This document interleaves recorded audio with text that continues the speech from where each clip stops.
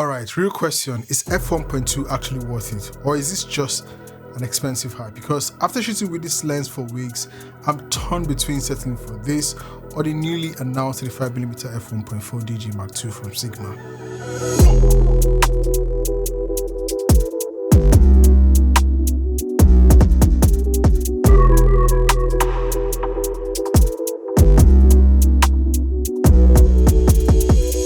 The 35mm is my favorite focal length, especially for talking heads like this.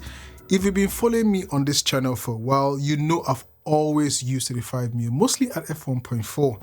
In fact, my last 2 to 3 videos were all shot on the 35mm f1.2 on my Lumix S1 Mark II, which I used to record this video. Today's video is being shot on the Shure Aura 35mm f1.4 at f1.4.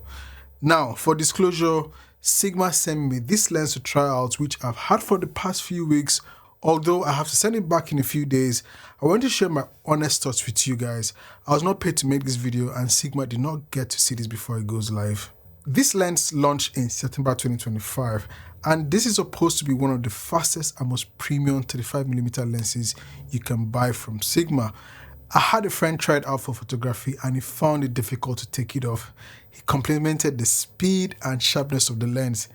It's a big glass, a big aperture, and a big price. At the time of making this video, you can pick up this lens for around $1,549 if in the US or £1,299 if in the UK, but I'll leave links below so you can check the latest pricing. For me, 35mm sits nicely between 24mm and 50mm.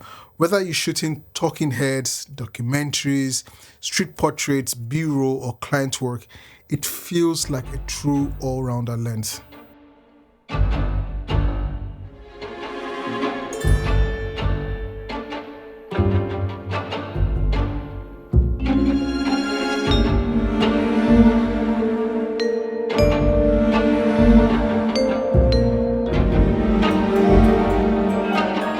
This is not supposed to be a comparison video, but this lens is bigger and heavier than my Shure Aura 35mm f1.4, which is expected. It weighs 832.4 grams with the hood and caps on and 751.6 grams stripped down based on my own weight test. It has a 72mm front filter thread, an aperture ring that can be clicked or declicked from f1.2 all the way to f16, and I like how it sounds when you rotate the aperture ring. And a very smooth focus ring. I'm telling you, this is the smoothest focus ring I have ever used on an autofocus lens with absolutely no resistance at all. I even compared it against my Cine lenses and my other Sigma lenses, and this is easily the smoothest lens or focusing ring in my kit. You also get an aperture lock button, an autofocus and manual focus switch, and a custom button. I've now swapped out my Shure Aura 35mm f1.4 for the Sigma 35mm f1.2, so you should see that slight 2/3 stop difference in light.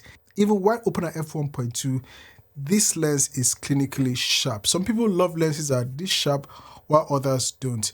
But if you prefer a softer look, you can always add a diffusion to the front of the lens or soften up things in post. So let me know if there's any difference now that I've added the Moment's 10% Cine Bloom filter, and I hope that made a difference. Anyways, contrast is solid and improves as you stop down the lens. Let me stop it down to f1.4. So we're now at f1.4 and some reviews mention vignetting in photo mode, but since I mainly shoot video, I barely notice any vignetting at all. Center detail is excellent and I really love how this lens renders colors. Even with the 10% Cine Bloom filter on, the image still looks great. The edges are strong, although not as sharp as the center, and you only notice that if you pixel peep, something I don't like doing.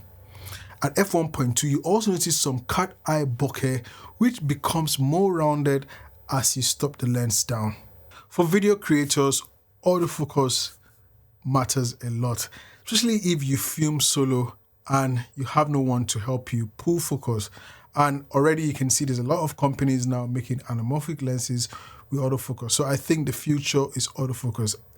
Blackmagic is now implementing autofocus and testing autofocus in their Cinema 6K camera. So I think the future is autofocus, especially with lots of people creating content. Whether I was using my S1.2, my S1R2, or even my S5.2X, this lens performed very well thanks to its dual high response linear actuator system, which provides near silent and extremely fast focusing. It is noticeably faster than my other third-party L-mount lenses. In single autofocus mode on my Lumix S1R2, I had no issues at all. In continuous autofocus, it also performed perfectly and grabbed focus very quickly. Phase detection is reliable, eye autofocus works very well, and tracking is stable. You can clearly see how blurred the background is at its widest aperture of f1.2. And yes, it's not a sports lens, but it behaves like one. Now, if you shoot L mount like I do and like to take control of focus sometimes, you'll be happy to know that this lens supports both linear and non-linear manual focus, which works flawlessly. When it comes to focus breathing, I'm impressed with how controlled it is. For close focus to infinity, there is only a very slight shift in the focus breathing, and most people would never even notice it. All right, let's do a simple or quick comparison at f1.2 against f1.4, especially if you're trying to decide between this lens and the newly released 35mm f1.4 DG Mark II Art. Make sure you subscribe to this channel so you don't miss that review, because I'm planning to test that lens in real world scenarios. Now at f1.2, it sounds like a lot of light, but it's only about 2/3 a stop brighter than f1.4, which I earlier mentioned. This is now at f1.2. I can see how clear or how much the background melts away. And now this is at f1.4. This is at f1.2. What do you guys think? So let me know in the comments, would you pay extra for f1.2 or would you just stick with f1.4 and save you money? I genuinely want to hear your thoughts, please. Who is this lens for? This lens is for serious filmmakers, hybrid shooters, portrait photographers, L-mount users, the L-mount Alliance, anyone who wants premium glass. I'm not kidding you. If you're building a high-end kit, this lens fits perfectly in that kit. So here's my honest opinion. This is a very good lens. The build quality is top-notch. It's excellent. The image quality is fantastic, and the look is beautiful. I shot tons of content with it. I just like how the background renders.